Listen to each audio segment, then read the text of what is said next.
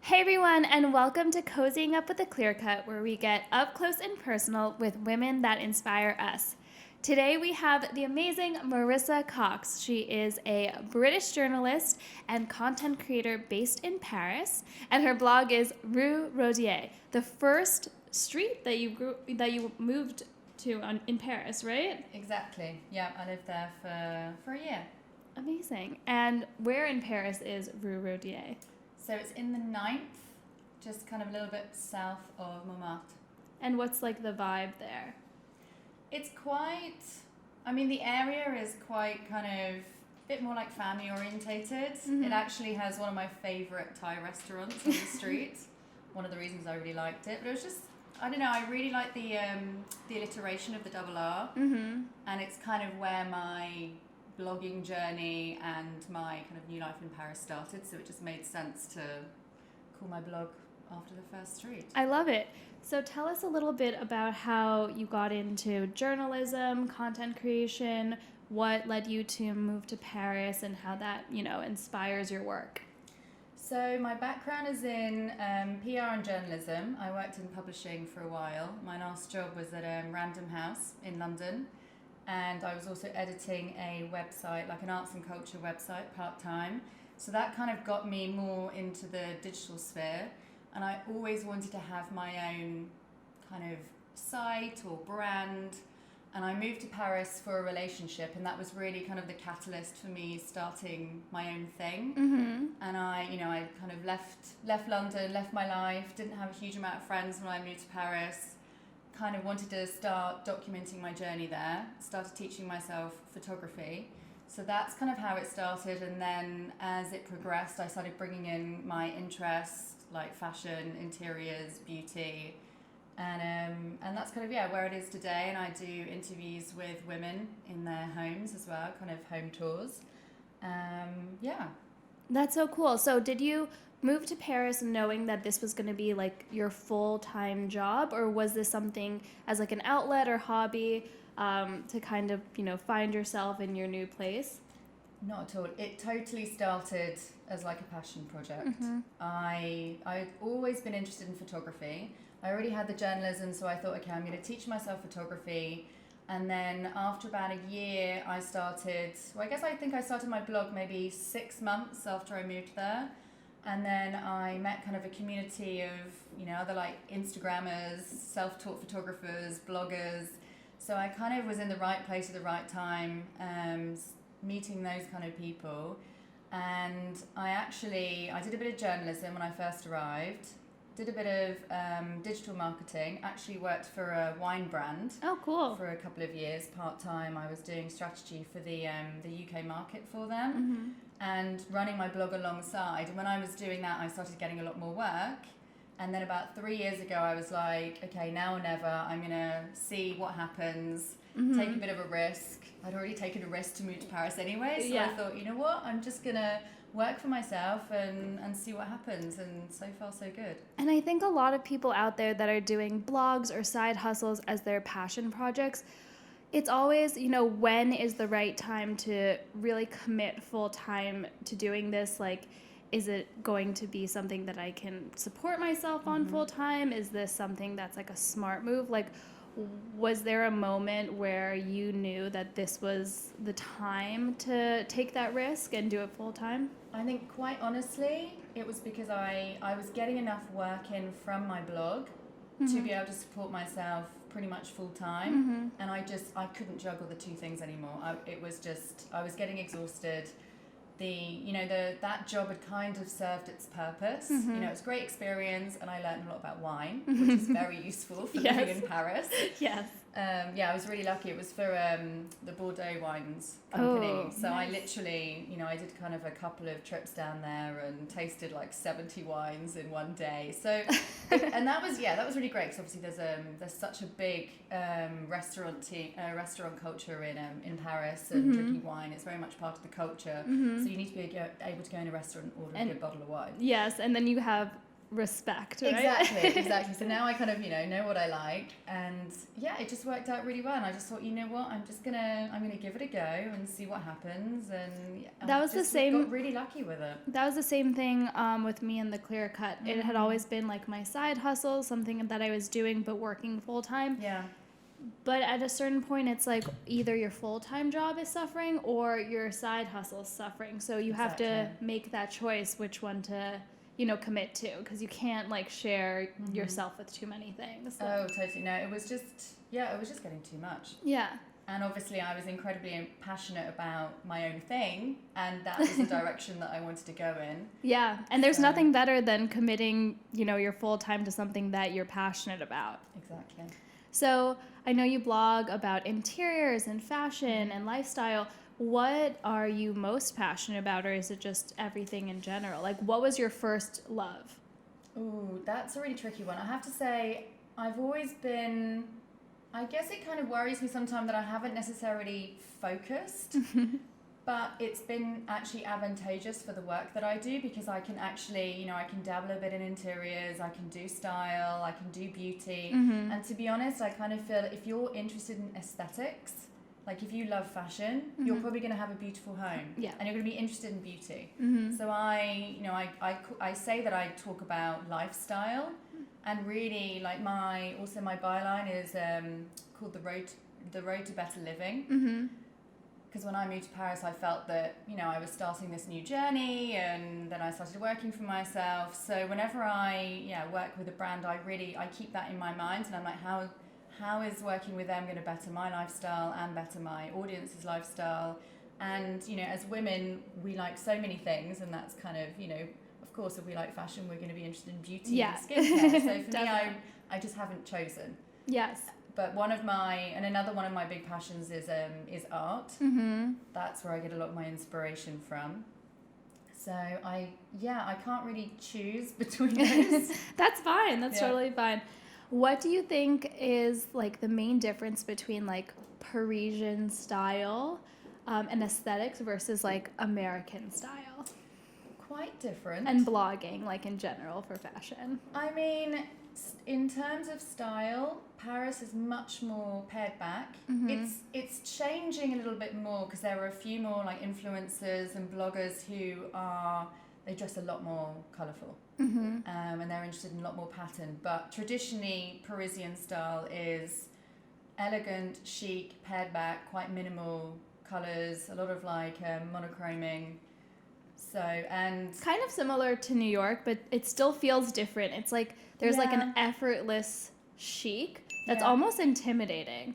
Yes, I mean, Parisian women, there's so many beautiful Parisian women. And I mean, there is this sense of the effortlessness that they, of course they care, but it feels like they don't care as much. And how do they do that? It's always like you see this woman and she just like throws on a scarf, and it's like, wow, she's so chic, but how can I emulate that? It's all about, it's just a mentality. Total mentality. They just don't care so much. But they do care, though. It's like right? they kind of make effort to to look nice, but at the same time, I think they care a little bit less about what other people think about them. Like they care about the way that they present themselves, but they care less about how other people are perceiving them. So I think that's the kind of difference. Like they wear less makeup, for example. Their hair is much more kind of undone. There's almost a bit of sometimes scruffiness to them, but it's still beautiful and elegant. Maybe it's like a self-confidence. Like, I like this, I'm just going to wear it, and if you don't like it, I don't really care. Yeah, that's it is. It's totally an attitude. Yeah. And so is there a bigger emphasis on skincare than there is on makeup in like the beauty world in Paris? I mean, they do love their makeup, but skincare is way more important, and they definitely don't wear too much makeup. Like there would be, you would have your eyes done or your lips. It's very rare that you would have all of it done unless you were going to some sort of fancy event or maybe being filmed. So they really try and look after their skin. And there is this emphasis of aging gracefully as well. So not a lot of like Botox or fillers. No, not at all. Very prevalent in our culture. Yeah, I mean, yes. American culture, yes, but French, there really is this kind of like, you know, if the hair starts going a bit grey, they don't worry like about chic, it yeah. so much. It's kind of, it's deemed as chic, and yeah, they just, it's a very natural beauty. So what are some tips that if an American girl wants to emulate a little bit of like French girl style, whether it's in their fashion or in their makeup, just some tips that we can do? Because I'm always looking to be a little bit more Parisian and have a little more effortless chic style, but I'm kind of clueless. So yes, makeup, skincare, a lot more minimal, a lot Like more what are the natural. trends? Hair a bit more undone, so not too curly or done up. Then in terms of style, a good pair of jeans, which is going to emphasize your derriere. Very important.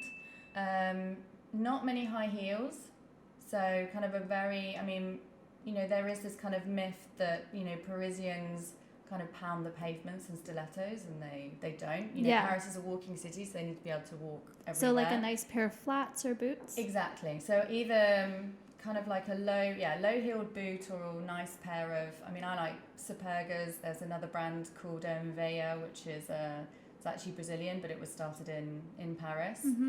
And then my kind of go-to is a good white t-shirt, and then a nice blazer over the top. So it's pretty simple. You'll see me on the next episode wearing that outfit. I'm looking forward to seeing that. Awesome. Well, this is a good transition. So basically, I want to know what ignites your spark. Is it the art? Is it the fashion? Like, what is it that keeps you going every single day, that, you know, makes you always interested in creating new content? Because I know it could probably be exhausting creating content as your full-time career, right? Yeah. I mean, I'm very lucky to live in Paris. It's already a beautiful city.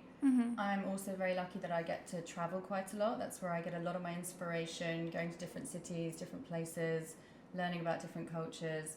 And then yes, art and aesthetics. I'm a big fan of design, architecture, mid-century design, Eames, Le Corbusier, Bauhaus, which is a little bit more kind of brutal, but living in Paris, I also get the beauty from being there. And when I need a bit of an injection of inspiration, I go to exhibitions. And it's probably so cool that because you're in Paris, you could go to any European city so easily. You have like access to, you know, just hopping on like a plane or a train and going to another, you know, beautiful city. Exactly. And I mean, I do go, because I lived in London before Paris, I go back to London a lot. And usually when I'm there, I'm always checking out kind of what are the new exhibitions at the Tate Modern, for example, you know, going to Italy, Spain. Yeah, I'm really, really lucky that I'm very close to, you know, very different cultures and languages. And actually I've been in the US the last 2 weeks, and I think I've been to at least 4 or 5 different exhibitions. So it's been, whenever I travel, I try and go to a gallery. So if you're in the US, it's not an excuse. You can always check out new exhibitions, go to museums. Not an excuse. There's always something new to explore. So we'll transition now from your spark to sparkle. Yep. So we're a jewelry company, so we want to talk about jewels. So we asked you to bring a piece of jewelry that is meaningful to you, because we think that, you know, jewelry is something that is not only beautiful and luxurious, but something that holds a little bit of, you know, emotion and sentiment, and that could be passed down. So tell us a little bit about the piece that you brought to us. So actually, yeah, I have the perfect piece. I have a ring which I designed, I'm trying to think, maybe 4 years ago now. It's so cool. I commented on it the second she got here. I was like, I love that ring. Thank you. So I basically inherited the stones from my grandmother. One is a diamond, and the other, I think, is a pink tourmaline. Both emerald cuts. Yes, exactly. And actually, so I designed it. The stones are from my grandmother. And my mum, she used to live in Kenya. And when she was living there, she bought this little... kind of like an Arabic coffee pot pendant, and she actually melted down the pendant to get the gold for the setting. So it really encompasses kind of like, I mean, obviously my family, also my mother's like traveling heritage, and then the fact that I And designed it. and now it's like a beautiful modern piece of jewelry. So it's two stones, both emerald cut. One's a pink tourmaline and one's an emerald cut diamond, and it's set kind of with that open negative space in the And middle. actually, yes, I did that on purpose because, I mean, this is like the fanciest ring I have, and I didn't want it to look like an engagement ring. Yes. So the idea of having a gap in the middle, it's not like eternal, like engagement rings. So I thought, you know what, And I I'll love have that's that. actually one of my favorite designs. I did the Olivia Oh, ring, yeah. which is my signature ring, That's and gorgeous. it also has the negative space. And we also just introduced a similar one, which is our Irene Trois Mois, Oh, I like that. which has a pear shape off kilter with a round diamond. So Yeah, and I mean, that's beautiful. I really like rings which are a bit unusual, unexpected. Yeah. So that's really pretty. awesome. And I know that you mentioned that if you were to look at, a big diamond, it would either be emerald cut or oval, right? Yeah, and a little bit more inspired by Art Deco. Just something, I'm actually not a big fan of the solitaire. Maybe because it's just so... My rings are deco. Oh yeah, I like that. That's perfect. Yeah, it was my mom's. It was because she's an antique jewelry dealer.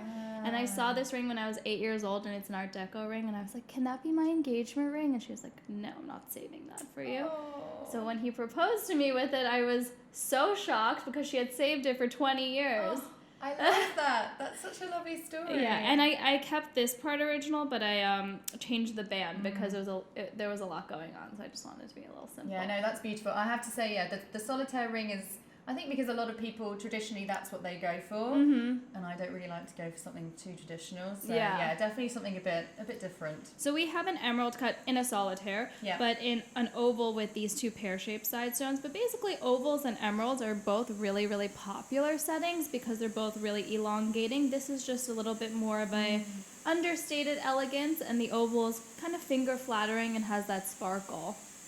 Yeah, they're beautiful. I like even setting these kind of east-west. If you turn them on their side, it's a funky way to like make it a little less traditional too. Yeah, they're lovely. So those are both around like 3.5 carats. Yeah, I'd be happy with either of those. Thank you. And we also wanted to just thank you for being here and gift you our Spark ring. So Very sweet.